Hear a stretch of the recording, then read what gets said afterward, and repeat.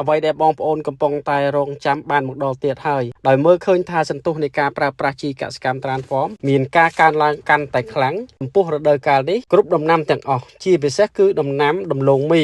អស់បារម្ភទៀតហើយចំពោះបញ្ហាដែលកើតឡើងកន្លងមកដាំបានហើយដំឡូងមើមមិនល្អ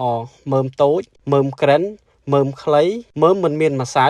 មើមគ្មានទម្ងន់ទាំងអស់នេះអស់ជាបញ្ហាទៀតហើយដោយគ្រាន់តែបងប្អូនងាកមកប្រើជាមួយនឹងជីកសិកម្ម Transform ចង់បានដំឡូងធំហើយវែងប្រើ Transform ទៅតាមបច្ចេកទេសនោះបងប្អូននឹងទទួលបានទិន្នផលខ្ពស់ជាមិនខានបងប្អូនចង់បាន40តោនឡើងទៅបងប្អូនត្រូវតែប្រើជាមួយនឹងជីកសិកម្ម Transform ប្រើ Transform មានទំនុកចិត្តខ្ពស់ដូច្នេះក្រុមហ៊ុនយើងខ្ញុំបានធ្វើការប្រម៉ូសិនយ៉ាងពិសេសជូនចំពោះពុកម៉ែបងប្អូនដែលធ្វើដំណាំដំឡូងមីដោយគ្រាន់តែបងប្អូនបញ្ជាទិញ12ដបក្រុមហ៊ុននឹងថែមជូន1ដបភ្លាមតែម្ដងប្រសិនបើបងប្អូនចាប់អារម្មណ៍បងប្អូនអាច call តាមលេខទូរស័ព្ទនៅខាងលើឬបងប្អូនអាចទម្លាក់លេខនៅខាងក្រោម